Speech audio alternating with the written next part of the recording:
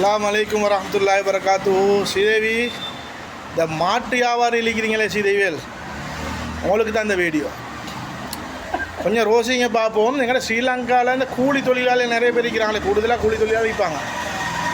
ஒரு நாளைக்கு எவ்வளோ சம்பளம் அவங்களுக்கு?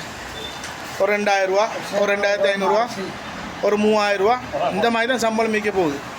இந்த கூலி தொழிலாளர் எப்படியப்பா இந்த ஒரு குறைஞ்ச இந்த பிள்ளைகளுக்கு கொஞ்சம் இறைச்சி கொஞ்சம் வாங்கி கொடுக்க போகிறாங்க? ஏன்னா கூட்டாளி ஒன்று 2 நாள் 3 நாளைக்கு முதல்ல என்ன கால் பண்ணி, ஆச்சா நீங்கள் நிறைய வீடியோ போடுறீங்க, இந்த மாட்டுல இந்த மாஃபியா கொஞ்சம் நிப்பாட்டத்துக்கு ஏதாச்சும் இந்த வீடியோன்னு போடுங்களேன்டார். அதுதான் இந்த வீடியோ. 3200 கொழும்புல, சில இடத்துல எவ்வளோ விற்கிறாங்களோ தெரியாது. சரியா?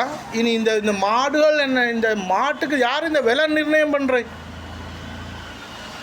இந்த மாட்டுக்கு விளையாடிக்கிற யார்? அது கொஞ்சம் தெரிஞ்சுக்கணும். என்ன கண்ட்ரோல் ஒன்று இல்லையே. மாடை இவனும் இந்த ஆஸ்திரேலியாவிலேருந்து இங்கே இம்போர்ட் பண்ணி விற்கிறானோ தெரியா மாடு. அந்த மாதிரி மாட்டை இறைச்சிட விலை, மாட்டுகளோட விலை, குர்பான் பண்ணுறதுக்கு மாடு விஷயத்தை விசாரித்தா மாட்டோட விலை சொல்கிறான், ஒட்டகத்துக்கு விலை.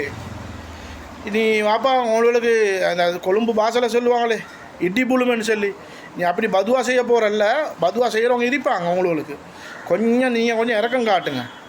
இல்லாட்டி இந்த சில அரசாங்கங்கள் நீங்கள் இப்படி போகிற வழியில் கடைசியில் அரசாங்கம் நாங்கள் மாட்டை இறைச்சி வெளிநாட்டிலேருந்து கொண்டாந்து ஸ்ரீலங்காவுக்கு மாட்டை இறைச்சி கொண்டாந்து விற்றான்னு சொன்னால் கடைசியில் அது மொத்தமாகவும் போய்த்தரும்.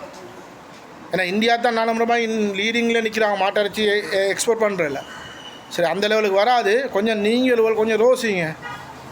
இந்த மாட்டுவல்ட இப்படி விலையை கூட்டினா எப்படி இந்த மாட்டை இறைச்சி ஆக்கி திம்பாங்க கஷ்டமான குடும்பங்களில். எனக்கு விளங்குற மாதிரி இந்த மாட்டை இறைச்சி தின்றதை கொஞ்சம் நிப்பாட்டினா நல்ல போல. ஒரு 3 மாதத்துக்கோ 6 மாதத்துக்கோ அப்போ என்ன செய்றீங்கன்னு பார்க்கணும். கொஞ்சம் ஸ்ரீதேவியல் நல்லா இருப்பீங்க.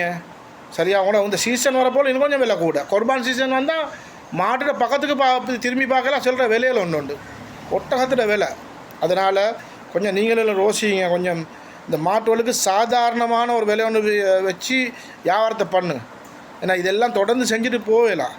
இதுக்கு என்ன சார் ஒரு சிங்கள பாஷையில் சொல்ல விகால்பே ஆண்டு வரும். அதனால் எல்லாம் பாதுகாக்கணும். கொஞ்சம் உங்களோட விலையை கொஞ்சம் நீங்களாகவே சிந்தித்து, இதுக்கு விலை அடிக்கிற யாருன்னு தெரியா, இதுக்கு விலை வைக்கிற யாருன்னு தெரியும் எங்களுக்கு. அதனால் கொஞ்சம் அவங்களுக்கு தான் இது சொல்கிறது.